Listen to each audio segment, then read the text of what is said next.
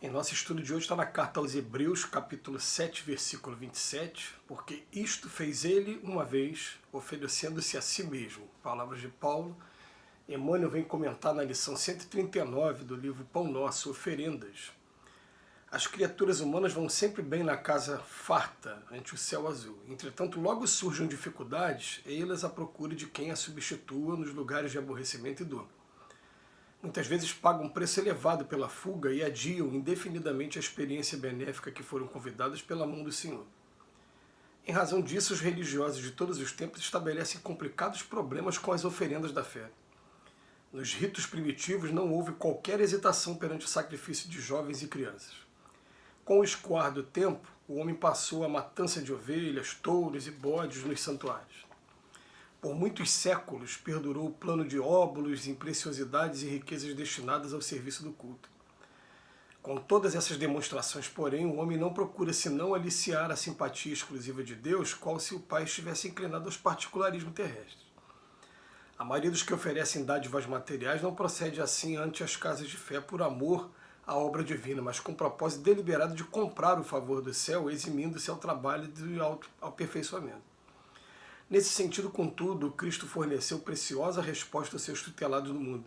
Longe de pleitear qualquer prerrogativa, não enviou substitutos ao Calvário ou animais para o sacrifício no templo, e sim abraçou ele mesmo a cruz pesada, imolando-se em favor das criaturas e dando a entender que todos os discípulos serão compelidos ao testemunho próprio no altar da própria vida. É muito interessante, mais uma vez, a análise de Emmanuel, coloca a gente para raciocinar, porque o texto tem como título oferendas. E as oferendas, a gente, como até o próprio texto mesmo vem dizer para a gente, durante algum tempo, como artigos de fé, se oferecia primeiro a vida de animais, depois a vida de homens, né? E o que acontece o princípio era o seguinte, que quanto mais materializado ainda era o homem, quanto mais materialista ainda era o homem, ele acreditava como a gente acredita quando a gente gosta muito de uma pessoa, a gente vai dar um presente mais caro para aquela pessoa que a gente gosta mais. Acreditava-se que o presente mais caro, a oferenda mais cara que se pudesse dar a Deus seria alguma coisa com vida. E chegou, durante algum tempo, inclusive, imolar a vida humana. Vida que na grande maioria das vezes eram de inimigos, eram de mulheres que eram sacrificadas, enfim. A gente não precisa entrar aqui nesse mérito aqui.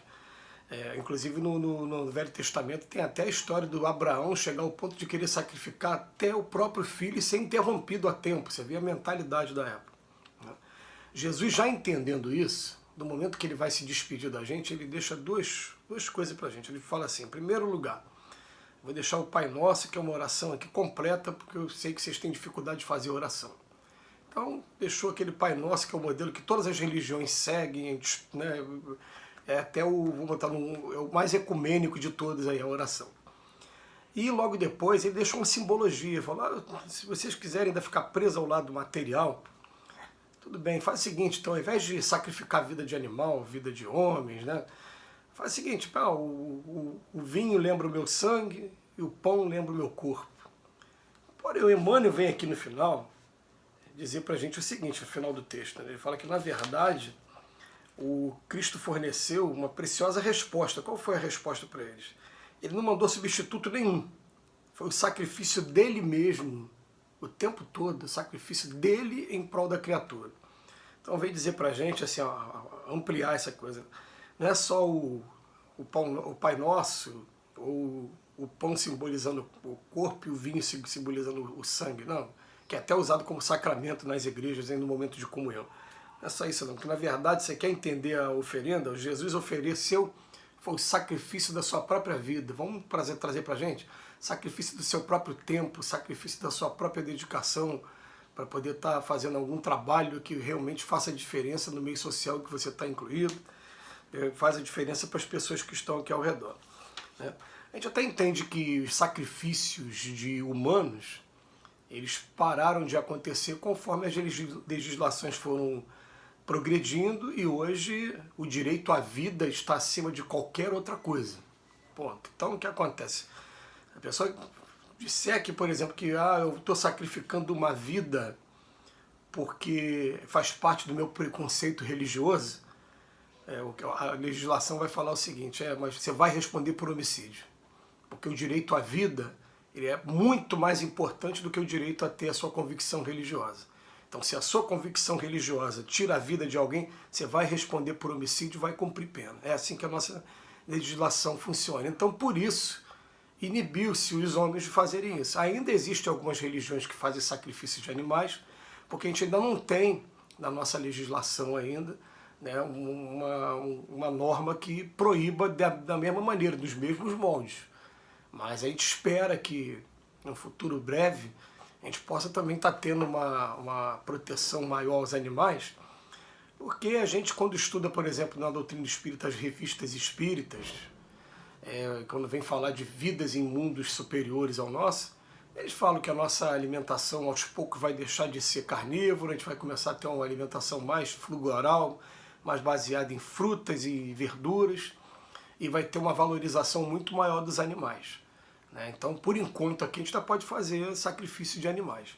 Mas, em vez de chamar atenção para a gente, você quer fazer o sacrifício que é mais agradável a Deus, é o sacrifício realmente da sua dedicação, do seu tempo. Pode ser até do dinheiro também, mas a gente sabe que o dinheiro, ele, em alguns momentos, a pessoa ela se sente de consciência tranquila só porque ofereceu uma verba qualquer, uma quantia financeira.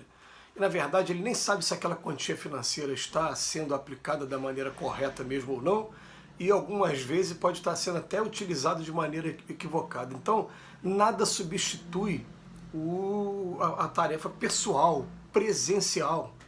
Então, eu me lembro assim, com muita alegria, de 20 anos atrás, de ter adotado uma obra social antes de ter a nossa, que hoje nós temos a nossa, a obra social Leopoldo Machado. Mas antes, eu pegava a obra social, ligava o que vocês estão precisando desse mês, e cada mês a necessidade era uma diferente. Esse mês nós estamos precisando de fralda geriátrica, no mês seguinte era grãos, era arroz, era isso. No outro mês, cada mês era uma coisa diferente. Então você ir lá pessoalmente, comprar, ir lá pessoalmente levar, e junto com levar, você entrar um pouquinho também na instituição, conhecer a necessidade, conhecer os assistidos de perto, olhar nos olhos, ter essa troca, gente, não tem preço. Então, ele vem falar aqui pra gente, né, que a gente fica, durante muito tempo,